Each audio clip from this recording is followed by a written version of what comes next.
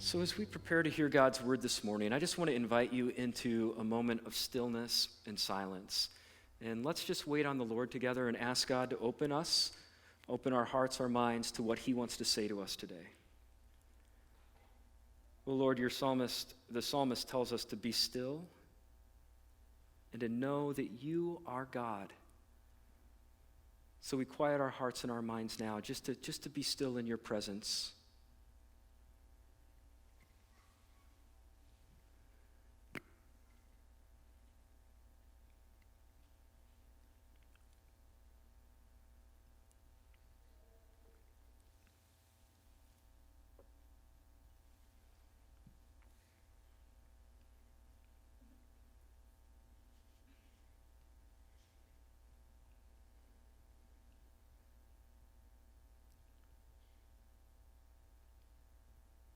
O Lord, may the words of my mouth and the meditations of our hearts together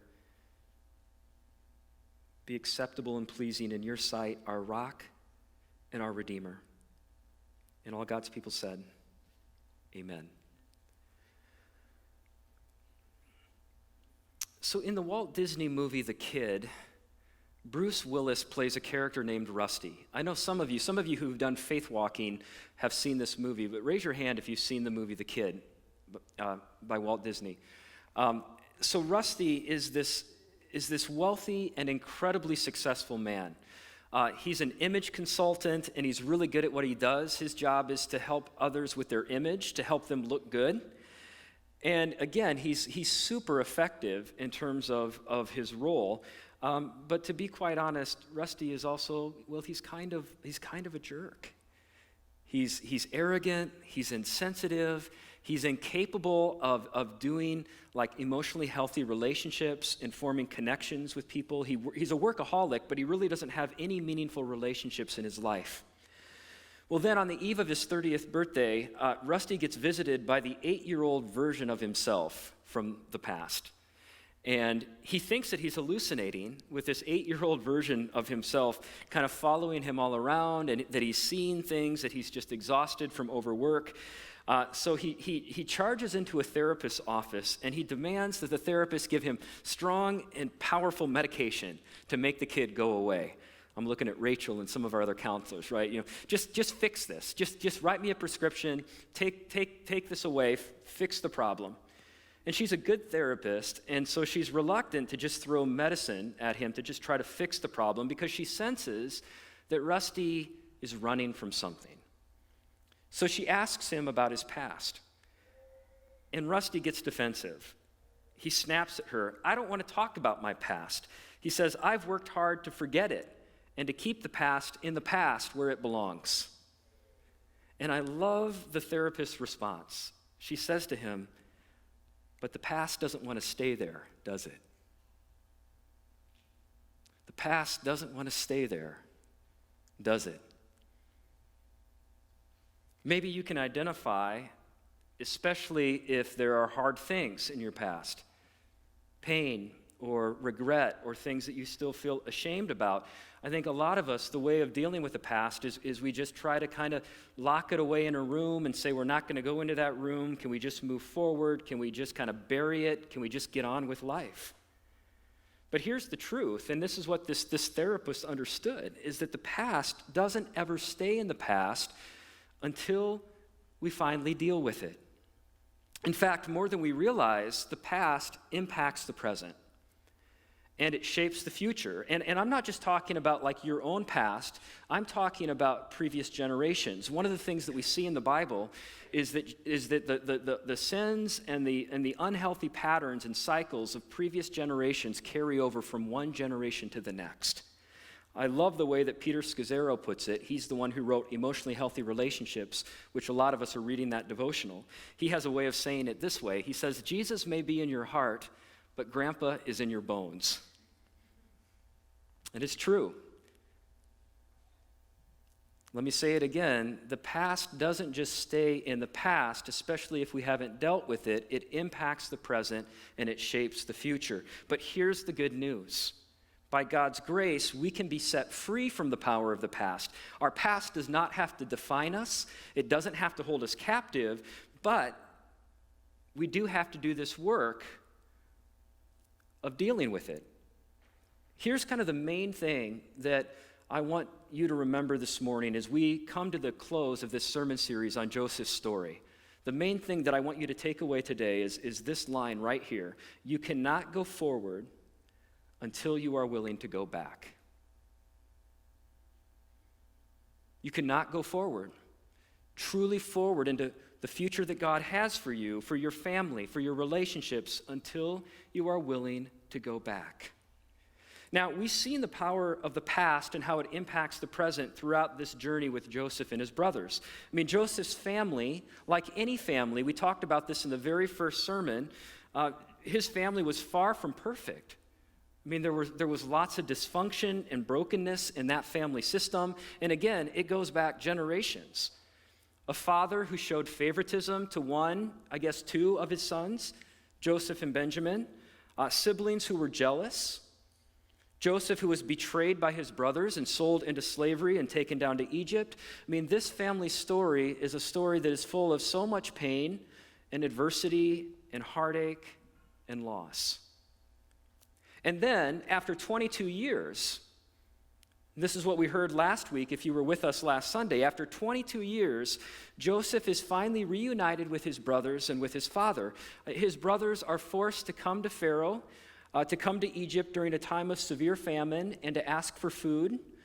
And Joseph, at this point, has been put second in command and is the one who's distributing food to people who come and who need food. And for the first time, 22 years later, for the first time after all of this pain and all of this betrayal, Joseph stands before his brothers, and he recognizes them, but they don't recognize him. This is really the climax of the story we said last week, chapters 42 through 45 of Genesis. And we saw that in this climactic moment, chapter 45, when Joseph stands before his brothers, he has to make a choice. Will he get even and pay them back for all the ways that they've hurt him? Or will he choose the way of forgiveness? And remarkably, Joseph chooses the way of forgiveness. He chooses to provide for them, and he moves his father and his brothers to Egypt with him, where he will take care of them. Now, it seems like at that point the curtain should fall and the house lights come up, and we kind of get the happy ending, and they lived happily ever after. But that's not where the story ends. Joseph's story goes on for 5 more chapters to chapter 50. And again, you would think that, everything is now, they've made up, all has been forgiven, they can now move forward, but it turns out that there's still unresolved issues in this family. There's still part of the past that they haven't really dealt with. Jacob, the boys' father, once he gets to Egypt, dies.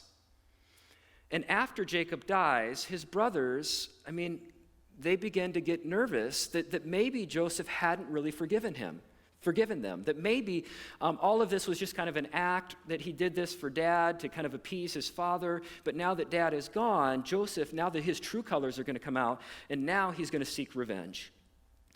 So I want you to listen to this final scene of the story, and it's Genesis chapter 50, and I'm going to pick up at verse 15.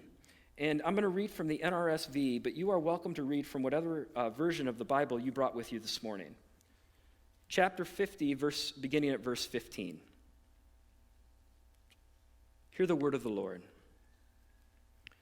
So realizing that their father was dead, Joseph's brothers said, "What if Joseph still bears a grudge against us, and he pays us back in full for all the wrong that we did to him?"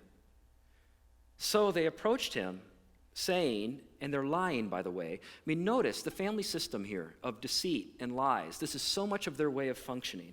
So they make this up. They lie. They say, "Your father gave the instruction before he died. Say to Joseph, I beg you, forgive the crime that your brothers and the wrong that they did in harming you. Now therefore, please forgive the crime of the servants of the God of your father." The narrator tells us that Joseph then wept when they spoke to him. Then his brothers also wept, and they fell down before him, and they said, "We are here as your slaves." But Joseph said to them, "Do not be afraid. Am I in the place of God? Even though you intended to do harm to me, God intended it for good, in order to preserve a numerous people as he is doing today. So have no fear, for I myself will provide for you and for your little ones. In this way, he reassured them, speaking kindly to them. So Joseph remained in Egypt, he and his father's household, and Joseph lived 110 years. Joseph saw Ephraim's children to the third generation. The children of Machir, son of Manasseh, were also born on Joseph's knees. Then Joseph said to his brothers, I am about to die, but God will surely come to you and bring you up out of this land into the land that was sworn to Abraham, to Isaac, and to Jacob. So Joseph made the Israelites swear, saying, when God comes to you, you shall carry up my bones from here.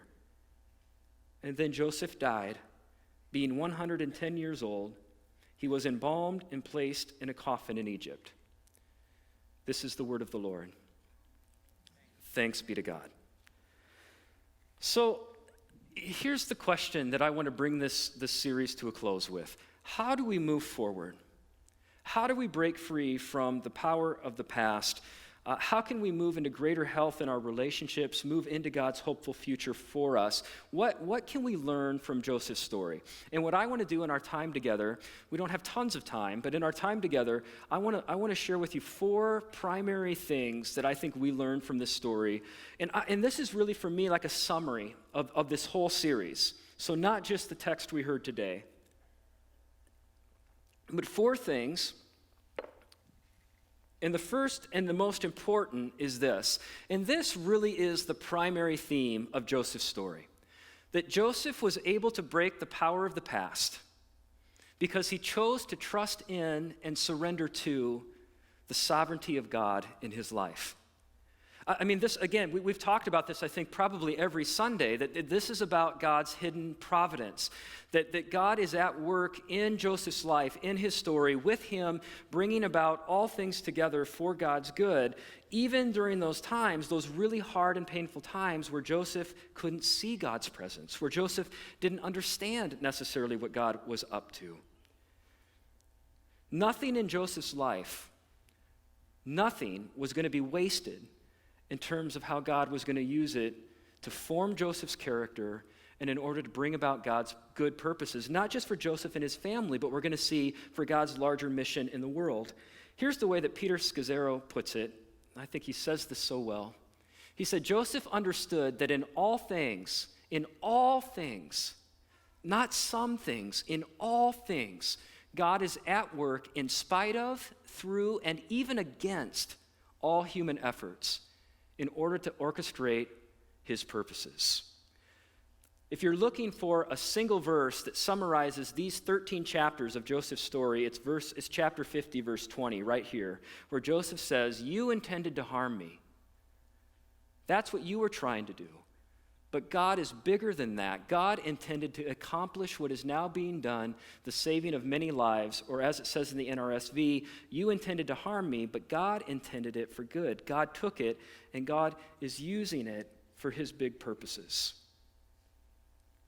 This doesn't mean that the things that happen to us that we're going to understand exactly why they happen. I think that's one of the really important things that I want to say to you this morning, that really nowhere in Joseph's story or in the Bible do we get a nice, tidy answer to the question, God, why? Why has this happened? Why do we have to experience this loss or this pain? But what we do get in Joseph's story and throughout the scriptures is we get God's assurance. We don't get an answer to the why question, but we get God's assurance that he is with us in every single scene, even the most painful, and that he can heal our deepest wounds, and he can help us break free from the past.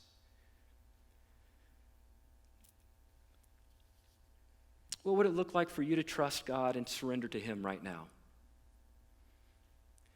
You know, I think that surrendering is hard because we love to be in control.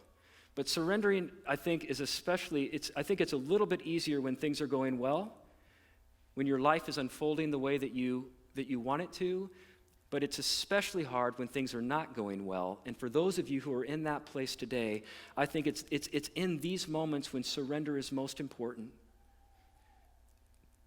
It's a test of our faith. It's the forging of our character. How is God calling you to trust him and surrender to him right now?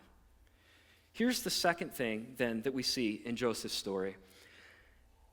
Joseph trusted in and surrendered to God's sovereignty, but Joseph was also honest about his own pain. And he did the work of grieving his losses. You know, there's a couple observations that I have about so many of our family systems, and tell me if this kind of rings true for yours. It rings true for mine, that there are two things that I think we tend to avoid in our relationships, and one of them is conflict. We are fearful of conflict. We avoid conflict, but the other thing is that we tend to avoid grief. Let me share with you a story from my own family. When I was about 7 years old, we were over at my grandpa and grandma Keepers, who lived in Cylinder, Iowa, and we were together with my aunt and my uncle, and I remember looking up on the wall in my grandma's living room, and there was a cross stitch, and it was an acrostic that had the names of everybody in their family. So my grandpa's name was Alvin, my grandma's name was Marguerite, their first son was named Tom, Thomas was up there, Mary, their daughter, and then my dad's name was Robert. And then I saw a name that I had never seen, Jackie. Never seen that name. Never heard anything about Jackie. Who is Jackie? So again, I'm 7 years old, and I'm confused by this. And so I said to my mom and dad at my grandpa and grandma's, I said, who's Jackie? And my mom and dad, in kind of a whisper, pulled me aside, and they said that Jackie was your dad's older brother. That there was Tom, Mary, then Jackie, then my dad. And when Jackie was 13 years old, they were out on the farm. They lived out on a farm near Cylinder. And he went to burn the garbage, and he got fuel on himself, and he died of severe burns. 13 years old. And then, I'll never forget this, my mom and dad said, "But Brian, don't ever bring up Jackie's name when you're with Grandpa and Grandma. We don't talk about Jackie." Now, I wonder the impact on my dad's family of that kind of trauma, of parents burying a 13-year-old son. I wonder what the impact was on my Uncle Tom, who was supposed to be watching over Jackie and was responsible for supervising. One of the stories that my Aunt Mary told me later on, as I began to kind of ask about Jackie as an adult, was that some of the meaning that they made is that my dad was a replacement for Jackie. I wonder what the impact was on those relationships. Here's the thing about grief. If we don't do the hard work of facing our pain and working through our grief, we may push it down, but it will have impact on our relationships. I often say it comes out sideways. It comes out in unhealthy ways. The only way that we can break the power of the past and move forward is by being honest about our pain and our grief. And the thing about grief is this, is that rarely is grief one of those things where it's just kind of linear, where you just kind of do the right steps, you go through the stages, and then you're done, and then you just move on. I mean, some of you are going to know exactly what I say, that grief is not so much like this, but grief is kind of like this.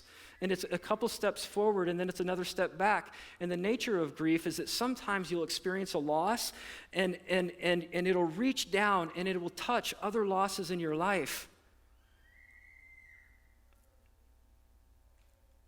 And grief is not one of those things that you just suddenly kind of get over. In fact, one of the most unhelpful things that we can say to people in the midst of their loss, in the midst of their grieving, is can you just get over this and move forward?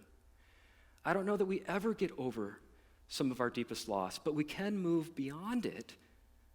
I was talking to somebody at the other service, earlier service, and she was talking about some real loss in their family, and she said, "Brian, one of the things that's true for us right now is that we can sing that song, The Goodness of God, and we believe that, and we still have so much pain." And she said, somehow, like, both of these things are true. And I would say, exactly. Exactly. I wonder what pain and grief you need to be facing in your own life or in your own family system right now. Will you trust that God will meet you in that place of pain, in that place of sadness or even anger, that God is big enough that you can bring your rawest emotions and your biggest questions to him? I wonder what grief we're working through as a congregation. I'm gonna go to an uncomfortable place this morning because I think it's important that we're authentic in terms of who we are as a community. But I think one of the things that we're working through is Pastor Bob's leaving. And I want to just be able to name that there are those of us who are continuing to really struggle with this. That maybe you feel confused about it, maybe you're feeling angry and sad.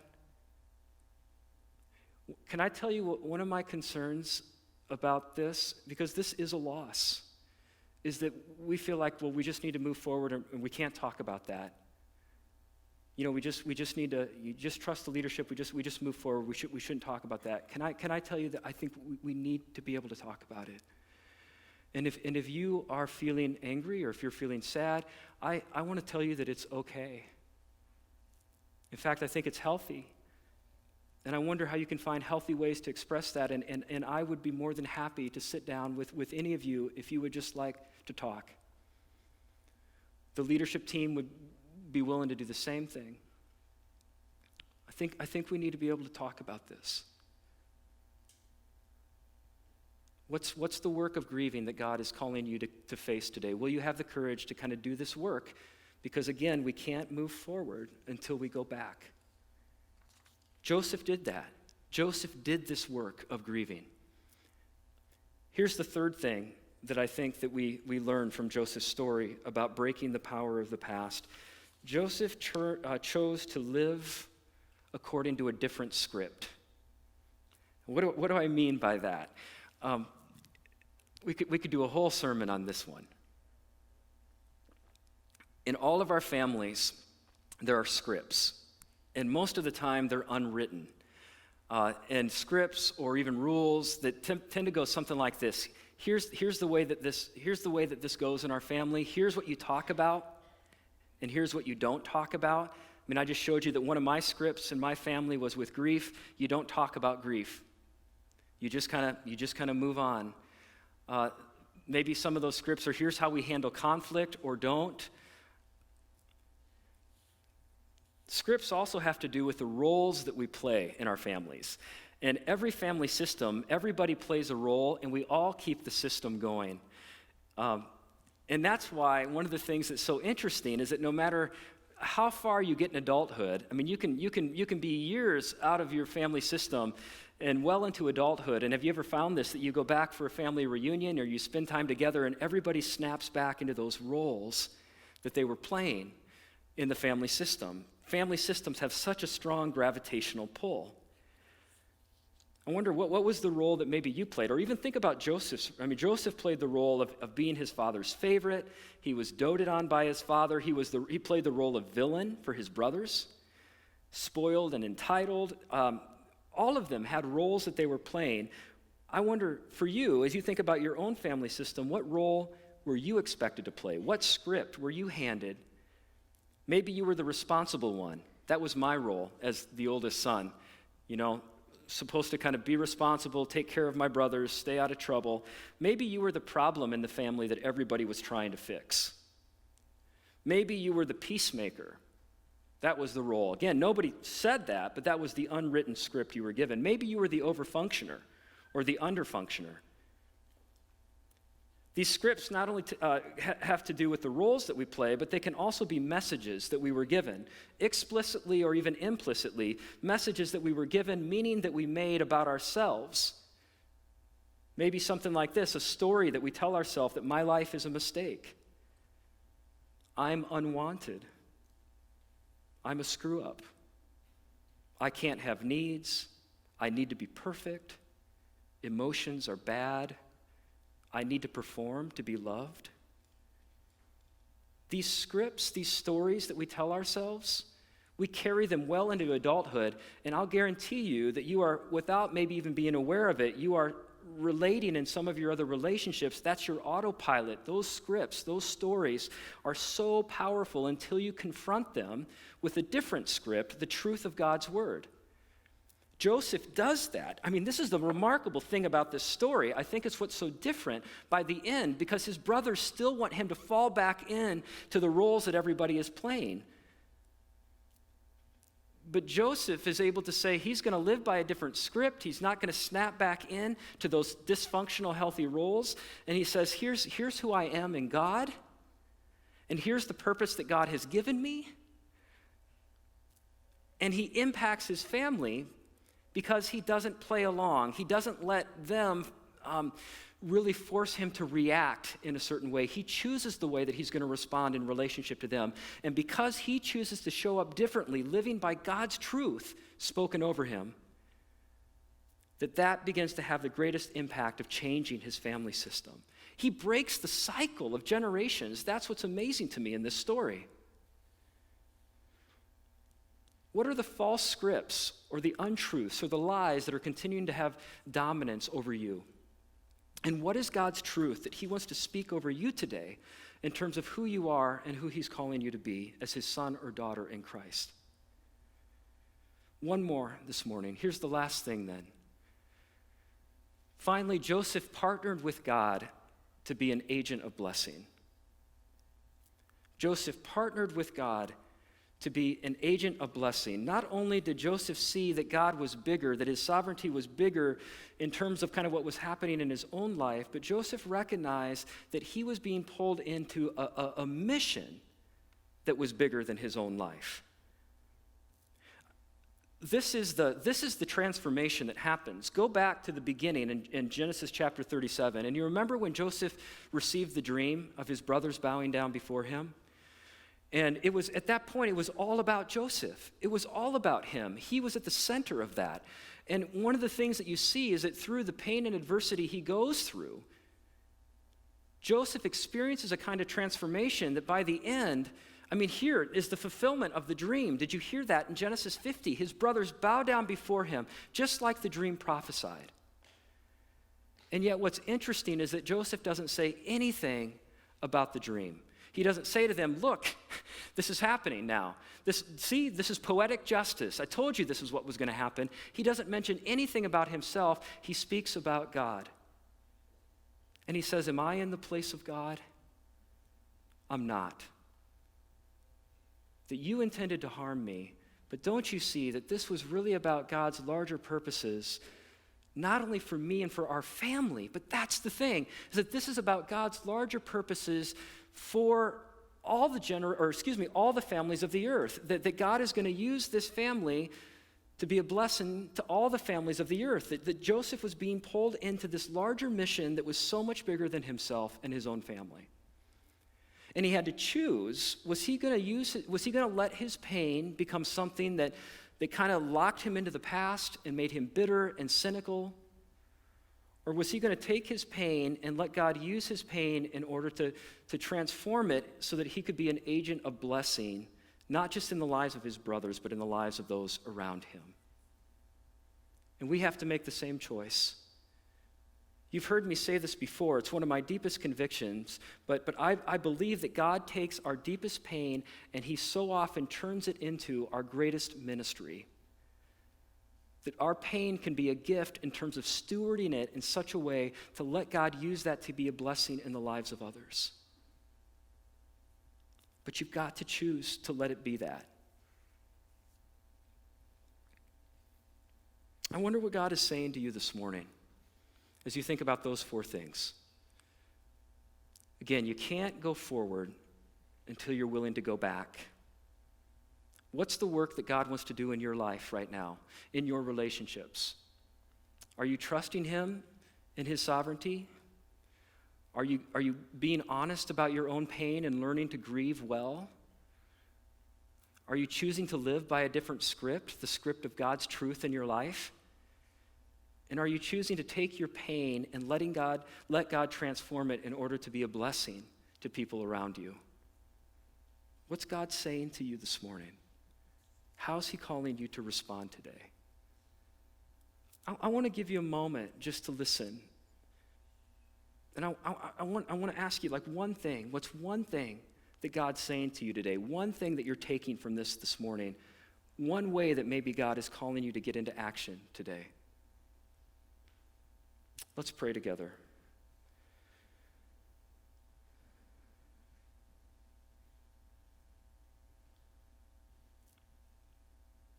Lord, we see this in Joseph's story, and we're so grateful for this story. I mean, there's so much more that could be said about this story.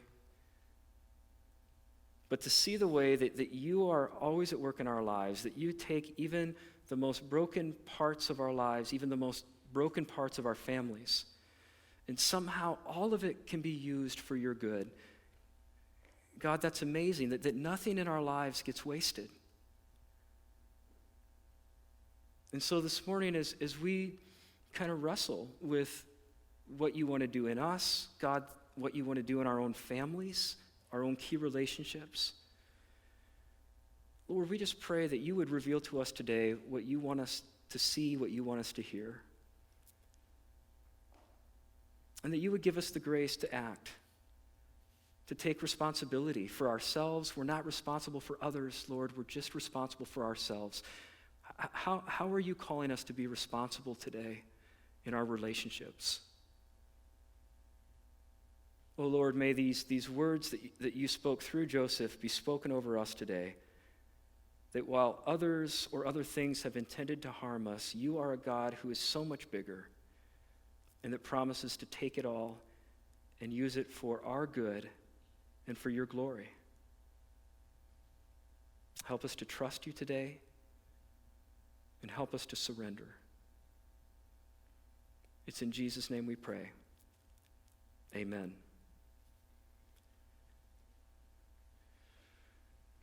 I'm going to give you the benediction, but we're going to dismiss by rows as we've been doing the last several weeks. But I'm going to invite you to continue to reflect on what God is saying to you this morning as you sit here and wait to be dismissed. So we're going to just kind of have an extended time of reflection this morning. Once you're dismissed, we'd love for you to linger and enjoy fellowship, but let's do that outdoors. So you can go out the east side, and you're welcome to stick around and have some fellowship. Let us go from this place with the grace of the Lord Jesus Christ, the love of God the Father, and the fellowship of the Holy Spirit. Go in peace to serve the Lord. Amen.